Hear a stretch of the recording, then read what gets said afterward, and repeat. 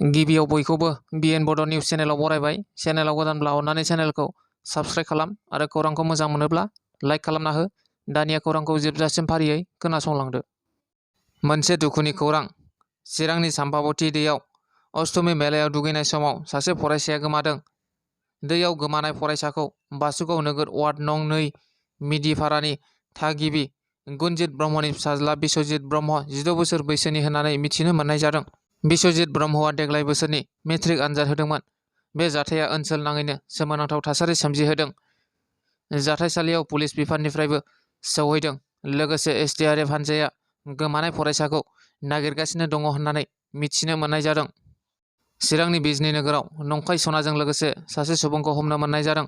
हमजानाय सुबुंखौ धेमाजिनि थागिबि मनजित कर्मकार 22 बोसोर बैसोनि होननानै मिथिनो मोननाय जादों।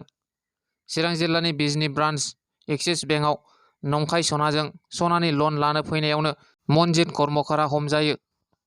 हमजानाय सुबुंनि आखाइनिफ्राय दोंबा माला, दोंसे नेकलेस, खोमानि जराथाम खेरा, सना, थरनै लकेट, गंसे आस्थाम, 143 ग्राम सना बोखांनो हादों होनना मिथिनो मोननाय जादों।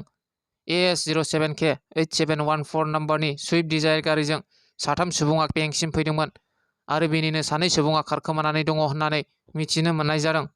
गोजोनथाव खौरां। खान्थाल जाब्ला आथा नाङो मुंनि दोंसे बर' एलबाम फैगासिनो दङ। रायजो राजाफोरनि गेजेराव बैसागु बोथोरखौ बिथा खालामनानै रयेल बड' प्रडाक्सन हाउसआ खान्थाल जाब्ला आथा नाङो मुंनि दोंसे बर' एलबाम आरो ड्रामा लानानै फैगासिनो दङ। बे भिडिअ'आव गाहायै फाव खालामदों मुंदांखा फावगिरि सिम्पुल ब्रह्म, रनजित उजिर, खदाल मार्बल आरो सोनाब बेंगलनि फावखुंगुर गौरब खारजि। लोगोसे बे भिडिअ'आव गाहाय फावखुंग्रि महरै अनामिका बर'आ फाव खालामदों।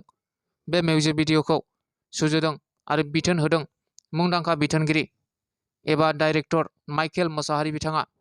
प्रडाक्शननि बिगोमा बिआर बिथाङा अनसायनो थाखाय रायजो राजाफोरखौ खौरां बिजोंनि गेजेरजों खावलायहरदों। मोनसे गोजोनथाव खौरां। बारग' एनडिएफबि मुंख्लं नखरफोरनो बिटिआर सरकारा रांनि चेक गथायनानै होगोन। गासै सा 200 मुंख्लं नखरफोरनो रांनि चेकखौ बिटिआर सरकारनिफ्राय गथायनानै होनाय जागोन। बारग' एनडिएफबिनि मुंख्लं नखरफोरनो अनसुंथाइ होनो बिटिआर सरकारा फैगौ 3 एप्रिलनि बेलासि 2 रिंगायाव बिटिसि सेक्रेटारियेट मावख'आव चेकखौ गथायगोन। आधार कार्ड आरो पान कार्डजों लिंक खालामनाय सम सिमाखौ बारायनानै होबाय मिरु सरकारा। बोहैथि बोसोरनि 30 जुनसिम आधार कार्ड आरो पान कार्डजों लिंक खालामनो हासिगोन। दिनैनि खौराङा बेखिनियानो। गोजोन्थों।